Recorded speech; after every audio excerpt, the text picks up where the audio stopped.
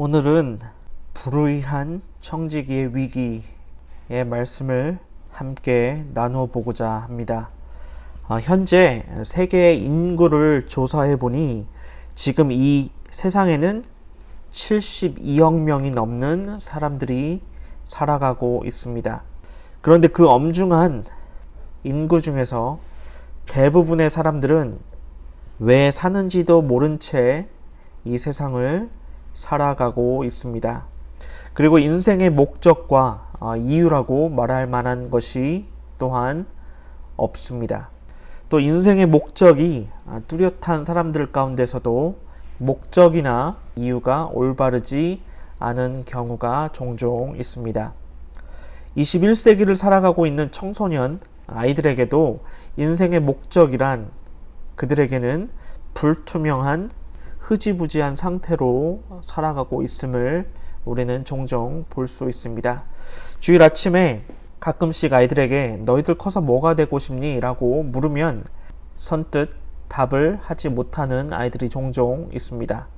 그 아이들에게 꿈이란, 그리고 그들의 장래 희망이란 굉장히 중요할 수 있습니다. 왜냐하면 미래에 대한 목표 의식을 가지고 그들이 성장하는 과정이 바로 청소년의 시기이기 때문입니다.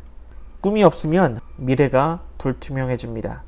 미래가 불투명해진다면 그들의 살아가는 이유가 없어질 수 있기 때문입니다.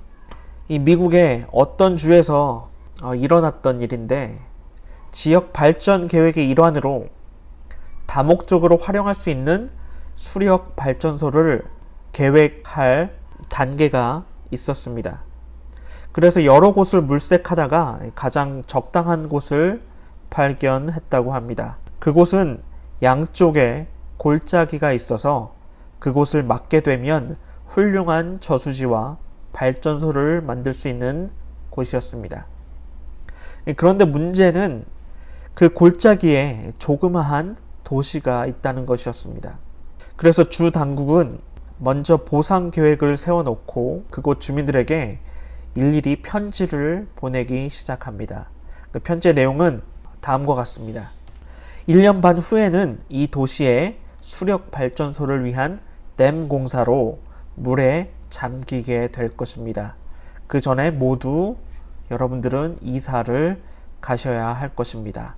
이러한 편지를 받게 된 후에 이 도시는 황폐해지기 시작하였습니다. 아직 이사를 가지 않은 그곳의 주민들은 벽에 페인트가 벗겨져도 새로 페인트 칠을 하지 않았습니다. 도시는 관리를 하지 않아서 을씨년스럽게 변해 갔습니다. 이제 그 도시는 도저히 떠날 수 없는 힘없는 노인들만 남게 되었습니다. 한 기자가 이 도시를 방문하였을 때 도저히 사람이 사는 도시라고 볼 수 없을 정도로 형편없이 망가져 있었습니다. 기자가 그곳 주민들에게 물었습니다. 왜 도시가 이처럼 형편없이 되도록 내버려 두셨습니까? 그러자 어느 한 사람이 이렇게 답하였습니다. 미래가 없는 곳에는 현재를 사는 능력이 없기 때문입니다. 그렇습니다. 확실한 미래가 없다면 이 현실은 무능력하게 변해갈 것입니다. 이 사람들은 나태해지며 모든 것은 방치되고 곧 황폐해질 것입니다. 우리가 가지고 있는 꿈은 우리가 살아가는 힘과 이유가 될 것입니다. 그러기에 이 꿈은 생명나무와 같다고 표현할 수 있습니다. 이러한 꿈이 늦게 이루어져도 보통 마음이 상하게 마련인데, 아예 꿈이 없는 삶은 생각할 이유가 사라져버린다는 뜻으로 해석되어질 수 있습니다. 이처럼 우리는 성경 속에서 하나님이 우리에게 행하신 그 위대한 꿈을 발견해야 될 것입니다. 꿈은 어떠한 상황 가운데서도, 그리고 어떠한 고통 속에서도, 어떠한 절망 가운데서도 살아가야 할 힘을 공급해 주기 때문입니다. 그리고 이 꿈은 우리가 살아가야 할 가치를 주기도 합니다. 진정한 꿈은 생명나무와 같이 자라게 될 것이고, 진정한 꿈은 우리가 이 세상에 온 사명을 감당하게 해주는 복된 것이며, 그리고 우리가 살아가야 할 이유인 것입니다. 과연 우리 인간에게서 인생의 목적이란 무엇일까요? 하나님을 영화롭게 하는 것. 바로 성경은 주인이 하나님 되심을 가르쳐 주고 있습니다. 모든 사람들에게는 이 세상에서 살아가야 하는 이유가 있기 때문에 하나님께서는 우리를 이 땅에 보내신 것입니다. 이렇게 세상에 보냄을 받은 사람을 청직이라고 성경은 기록하고 있습니다. 하나님을 믿든 안 믿든, 그리고 인종에 상관없이 모든 사람들을 하나님의 청직이라고 표현하고 있는 것이죠. 모든 청지기들 중에서 자기가 하나님의 청지기인 줄 알고 순종하는 사람과, 그리고 청지기인지 몰라서 순종하지 않는 사람으로 나뉠 수 있습니다. 그리고 우리가 청지기의 삶을 살아가는 사람들 가운데서도 진실로 순종하지 않는 사람들도 종종 볼 수 있습니다. 이 성경에서는 어리석고 악한 청지기와 착하고 충성된 청지기의 비유가 여러 번 나오고 있습니다. 오늘 본문에 한 청지기가 등장하고 있습니다. 이 청지기는 아주 불의하고 정직하지 못한 청지기의 대표적인 인물입니다. 그럼에도 불구하고 이 청지기는 주인에게서 칭찬을 듣게 됩니다. 이 시간 불의한 청지기가 어떻게 주인으로부터 칭찬을 받게 되었는지, 그리고 하나님이 우리에게 주시고자 하시는 교훈이 무엇인지 오늘 본문의 말씀을 통하여서 살펴보도록 하겠습니다. 8절 상반절에 나오는 이 주인이란 단어가 앞에서 3절과 5절에 두 번씩이나 나오고 있습니다. 앞에 두 구절에서의 주인이란 청지기의 주인을 가리키는 것이 분명합니다.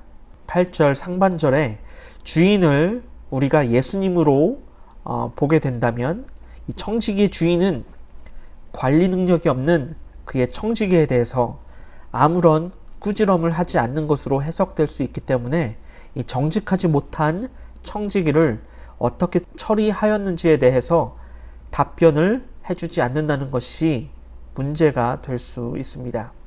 따라서 앞에서 말씀드린 8절 상반절에 나오는 이 단어의 주인이란 말은 말 그대로 청지기의 주인이라고 생각해야 되는 것입니다. 이렇게 되면 다음에 의문점을 갖게 될 수 있습니다. 그렇다면 이 왜 주인은 이 부정직한 청지기를 칭찬했을까라는 의문을 갖게 된다는 것입니다. 우리가 성경을 해석할 때에 예수님께서 들려주신 이 비유의 말씀을 읽고 나서 예수님께서는 마치 너희도 이 청지기를 본받아라 이렇게 말하는 내용으로 해석되어질 수 있다는 것입니다. 어떻게 이 불의한 청지기가 하나님 나라에 모범이 될 수 있습니까? 라고 우리는 질문을 해볼 수 있는 것이죠. 아무리 이 불의한 청지기의 태도에서 교훈이 되는 내용이 있다 할지라도 정직하지 못한 사람의 태도가 어떻게 모범의 시민이 될 수 있다는 것입니까? 바로 이치에 합당하지 않게 생각할 수 있기 때문입니다. 예수님께서 이 불의한 청지기를 칭찬하신 이유는 그의 부정직한 태도를 본받으라고 하는 것이 아니라 이 세상에서 마지막에 심판 때에 살아남기 위해 노력하는 이 청지기의 노력을 본받으라는 것입니다. 1절 말씀에 누군가 부자에게서 이 청지기가 주인의 재산을 낭비한다고 보고하고 있습니다. 우리가 상상하건대 이 청지기는 주인의 재산을 관리하면서 월급 이외에 다른 수입을 챙겼을 것입니다. 2절 말씀에 주인은 청지기가 자기의 재산을 낭비한다고 이러한 보고를 받은 뒤 청지기를 해고하게 됩니다. 만약에 여러분들께서 직장 상사에게 해고 통보를 받게 된다면 어떤 감정이 생기게 될까요? 아마도 앞길이 깜깜해질 것입니다. 본문으로 다시 돌아와서 3절 말씀을 살펴보도록 하겠습니다. 청지기가 속으로 이르되 주인이 내 직분을 빼앗으니 내가 무엇을 할까? 땅을 파자니 힘이 없고 빌어먹자니 부끄럽구나. 아마도 이 청지기의 심정은 미래에 대한 불안감이 들었다는 것을 우리는 예상할 수 있습니다. 2020년 코로나 바이러스의 유행으로 우리에게는 새롭게 기회가 생겼음을 말씀드리고 싶습니다. 우리는 성경의 말씀으로부터 이러한 바이러스를 해결할 수 있다는 것입니다. 하나님의 통치가 평화로운 시기에는 우리 인간의 삶도 평화로운 삶을 영위해 나갔습니다. 하지만 인간이 하나님으로부터 범죄하였을 때에 여러 재앙들이 나타나게 되었습니다. 아담과 하와의 원죄, 그리고 노아의 방주와 홍수, 소돔과 고모라의 멸망, 애굽에 내려진 10가지 재앙, 그리고 여러 전염병들, 그리고 예수님의 시유, 자연계의 재앙, 이러한 재앙들과 문제들이 생겼을 때에 우리 인간의 모습은 한없이 연약한 존재였음을 성경은 우리에게 말하고 있습니다. 이러한 사건들을 통하여서 우리가 각성하고 회개하여서 기도해야 할 이유가 있다는 것에 우리는 감사해야 한다는 것입니다. 잠언 6장 10절에서 11절 말씀에 좀 더 자자, 좀 더 졸자, 손을 모으고 좀 더 누워있자 하면 내 빈궁이 강도같이 오며 내 곰핍이 군사같이 이르리라. 그리고 마가복음 11장 24절에서 25절 말씀에 그러므로 내가 너희에게 말하노니 무엇이든지 기도하고 구하는 것은 받은 줄로 믿으라. 그리하면 너희에게 그대로 되리라. 서서 기도할 때에 아무에게나 혐의가 있거든 용서하라. 그리하여야 하늘에 계신 너희 아버지께서도 너희 허물을 사하여 주시리라 하니라. 또한 데살로니가 5장 16절에서 18절 말씀에 항상 기뻐하라. 쉬지 말고 기도하라. 범사에 감사하라.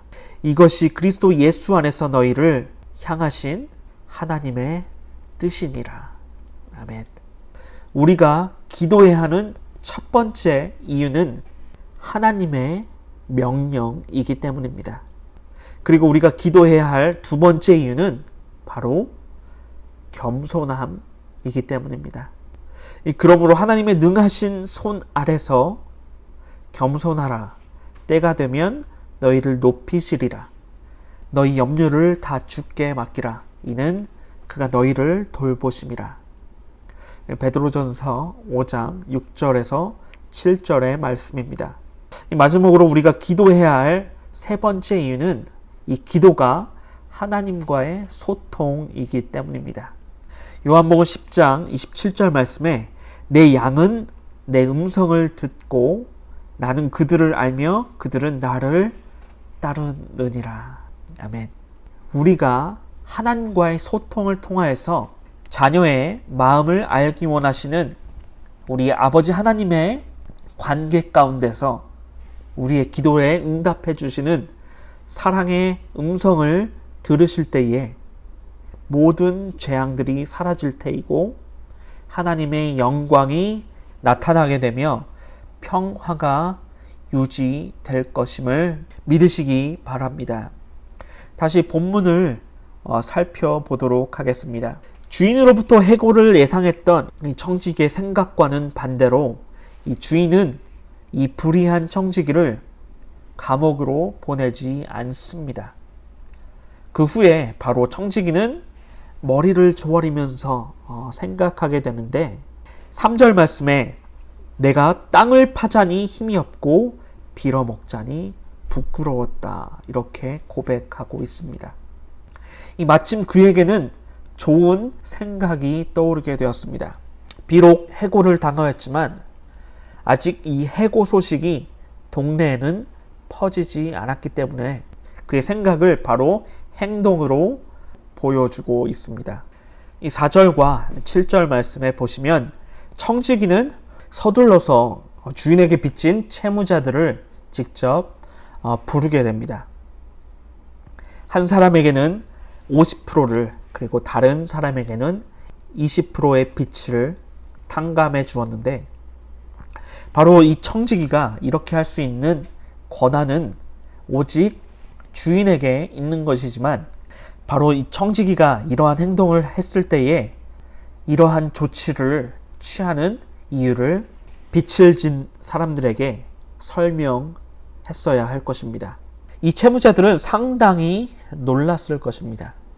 이 옛날에는 임금이나 주인이 자기 땅에서 농사를 짓는 사람들에게 임의로 세금을 받게 하였습니다. 기분이 좋으면 적게 받고 그리고 기분이 나쁜 상황에 놓이게 되면 그들에게 많은 세금을 받게 되었습니다. 오늘 본문의 이야기에서 우리가 주목해야 할 것은 채무자들은 이 청지기가 주인의 명령을 받고 그렇게 하는 것으로 생각했을 거야. 바로 이러한 점을 우리가 중요하게 생각해 봐야 할 논점이 된다는 것입니다. 청지기가 주인의 빚을 탕감해 준 사실을 알게 되는데 주인이 이 청지기가 채무자들의 빚을 탕감해 준 사실을 아마도 장부를 확인하기 전에 알았을 가능성이 높습니다. 그리고 이 사람들은 이 주인에 대해 너무나 감사한 마음을 모든 사람들에게 전해 주었다는 것을 아마도 이 주인은 듣게 되었을 것입니다.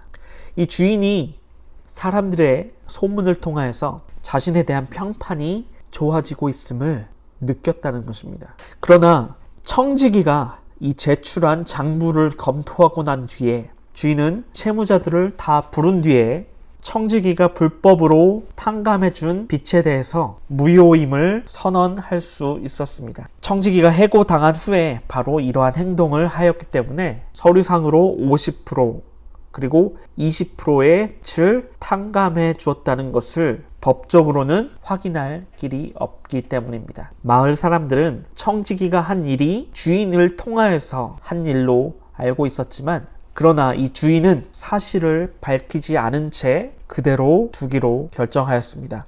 그러고 보면 주인도 아주 지혜로운 사람이었다는 것을 우리는 짐작할 수 있습니다. 이 자기가 비록 부자였지만 명성과 평판은 돈으로 살 수 없었기 때문에 이 명성을 택하였다는 것은 지혜로운 선택이었음을 우리는 알 수 있다는 것입니다. 모든 사람들에게 그 친구에 대한 칭찬을 하게 됩니다. 뭐라고 칭찬하였습니까? 8절 말씀에 주인이 이 옳지 않는 청지기가 한 일을 지혜 있게 하였으므로 칭찬하였으니, 이 칭찬을 듣게 된 청지기는 이 자신이 주인을 속인 것을 솔직히 말하였을까요? 아마 그렇게 하지 않았습니다. 만약 이 청지기가 주인을 속이고 이런 행동을 한 것을 모든 사람들이 알게 되면 바로 자신에게 돌아온 평판이 사라질 것이기 때문에 침묵으로 칭찬을 받게 된 것입니다. 예수님께서는 오늘 본문의 비유를 끝에서 다음과 같이 결론을 짓게 됩니다. 이 세속의 자녀들이 자기네들끼리 거래하는 데는 빛의 자녀들보다 더 얕다. 오늘 이 비유에서 생각해야 할 것은 청지기가 왜 이런 일을 했을까라고 하는 것입니다. 바로 이 청지기는 자신의 위치에서 또는 자신의 형편에서 최선으로 자신의 미래를 준비하였는데, 이게 왜 중요한 것인지 오늘 본문의 9절 이하에 나오는 예수님에 대한 설명에서 다시 한 번 더 확인할 수 있는 것입니다. 9절 말씀에 불의의 재물로 친구를 사귀라. 그리하면 그 재물이 없어질 때에 그들이 너희를 영주할 처소로 영접하리라. 이 말 그대로 해석하게 되면, 너희들은 잘 들어라. 세속의 재물이라도 친구를 사귀어라. 그러면 너희의 재물이 없어질 때에 너희는 영접을 받게 되며 영원한 집으로 들어갈 것이니라. 그런데 이 비유와 설명이 약간 다르게 느껴질 수 있습니다. 오늘의 비유에서 이 청지기는 단순히 사람들이 자기를 더 좋은 이미지의 모습으로 받아들일 것으로 예상하였지만, 오늘 예수님의 설명 가운데서는 영원한 집으로 맞아준다라고 예수님께서는 우리에게 말씀하고 계신다는 것입니다. 여기서 단순히 이 집이란 단어는 일상생활의 안식처이지만, 이 영원한 집, 이것은 종교적인 의미로 하늘의 집으로 해석할 수 있는 것입니다. 청지기는 이 세속적인 재물을 이용하여서 자신의 미래를 준비했지만, 예수님께서는 참된 재물에 대해 말씀하시고 계십니다.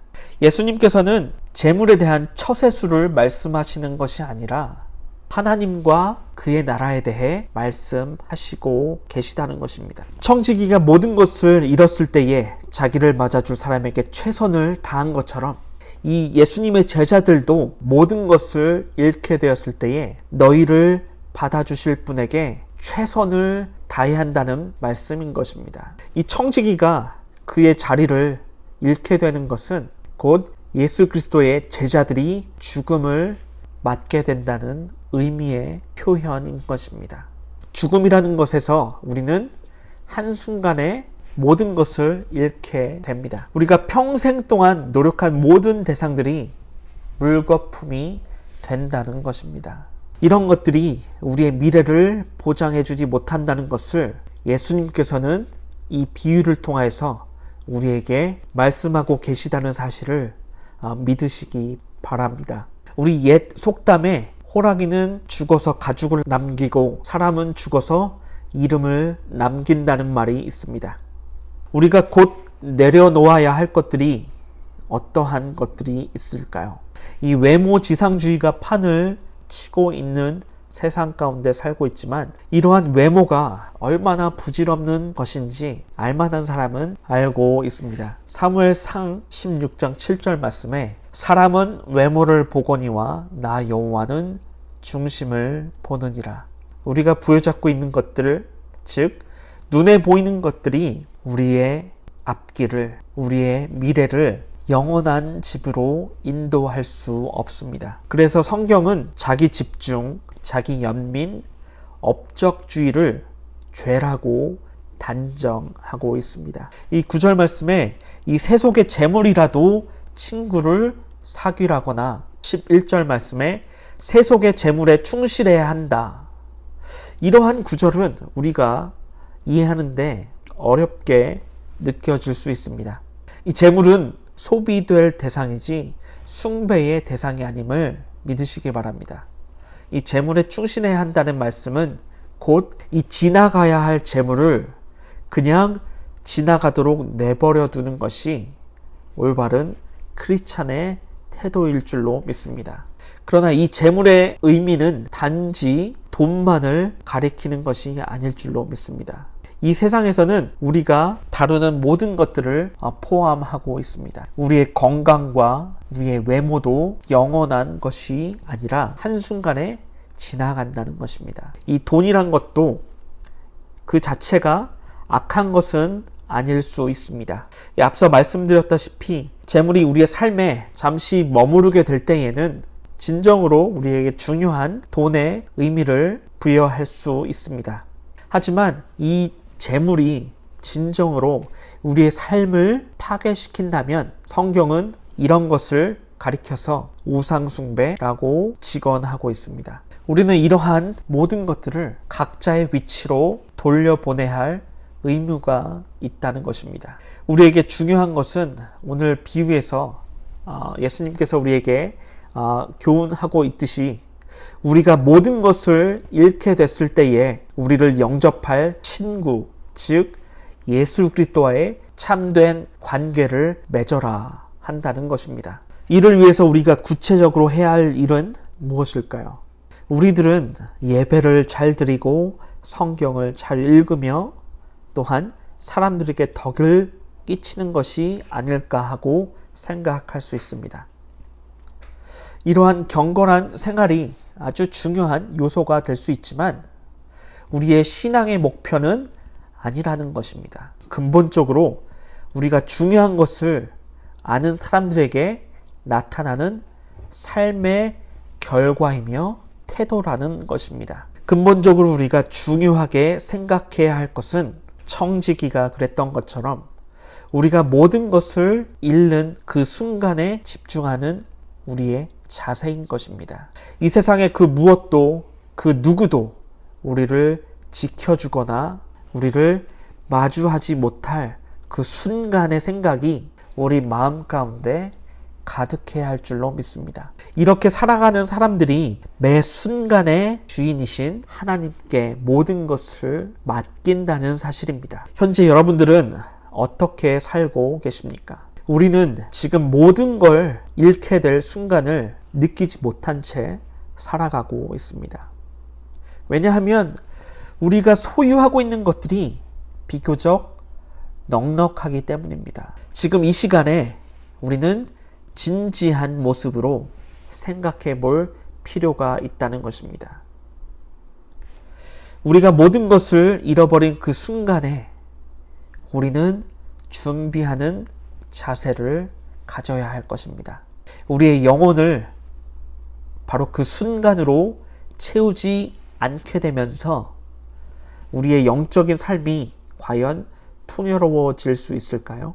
절대로 이러한 풍요로운 삶은 가능하지 않습니다. 오늘 예수님께서 말씀하신 비유의 이유를 분명하게 말씀하고 계십니다. 13절 말씀에 한 종이 두 주인을 섬길 수 없는 것처럼 하나님과 재물을 함께 섬길 수는 없다. 이렇게 말씀하고 계시다는 것입니다. 우리가 이 세상에서 성취하려는 모든 열망을 가리키고 있다는 것입니다. 이러한 열망의 노예가 된 사람에게는 모든 것을 잃게 되는 그 순간에 하나님을 생각하지 않으며 하나님을 잊게 되는 사람임을 우리는 깨달아야 될 것입니다. 많은 사람들이 이러한 열망을 멋진 삶이라고 주장할 수 있습니다. 그러나 오늘 성경은 반대로 영원한 생명을 주실 그 하나님의 관계에 온전히 집중하는 사람이 되라고 교훈하고 있다는 것입니다. 이 청지기는 자신이 모든 걸 잃게 됐을 때에 자신을 받아주는 친구들에게 자신의 영혼을 맡길 준비를 하였던 것입니다. 예수님이 우리의 친구 되심을 믿으시기 바랍니다. 예수님께서는 언제나 우리를 기다리고 계십니다. 항상 자신의 문을 열어놓으시고 우리와 나 자신을 항상 기다리고 계시다는 것입니다. 우리의 진짜 주인은 오직 한 분이신 예수 그리스도이심을 믿으시기 바랍니다. 우리가 가진 모든 것을 주님의 뜻대로 사용하면서 천국에서 큰 상을 받게 되시는 저와 여러분 되시길 주님의 이름으로 축원합니다. 기도하시겠습니다. 하나님 아버지 감사합니다. 불의한 청지기의 비유를 통하여서 하나님께 전적으로 의존하고 맡겨드리는 삶을 살도록 준비된 삶을 살기를 원합니다. 항상 주님의 일에 힘쓰고 복된 청지기의 삶을 살기 위해서 저희들 노력하오니 저희들의 삶을, 저희들의 앞길을 예비하여 주시옵소서. 주님께서 말씀하신 나 이외에 다른 신을 섬기지 말라고 하셨듯이 우리가 살고 있는 세상에서 너무나도 많은 우상이 있음을 회개하기를 원하오니 마음 가운데 두 주인을 섬길 수가 없듯이 전적으로 주님만을 기쁘시게 하는 삶을 살기를 원합니다. 우리가 살아가는 이 세상에서 모든 욕심들 가운데 자유함을 허락하여 주시옵소서. 항상 날마다 기뻐하고 감사하며 쉬지 않고 기도하는 주의 백성들 될 수 있도록 주님 역사하여 주시옵소서. 지금은 우리 주 예수 그리스도의 은혜와 하나님의 무한하신 사랑과 성령 하나님의 교통하심이 이 힘들고 지친 인생을 살아가며 진정한 청지기의 모습을 닮아가려는 주의 백성들에게 지금부터 영원토록 함께 있을지어다. 아멘.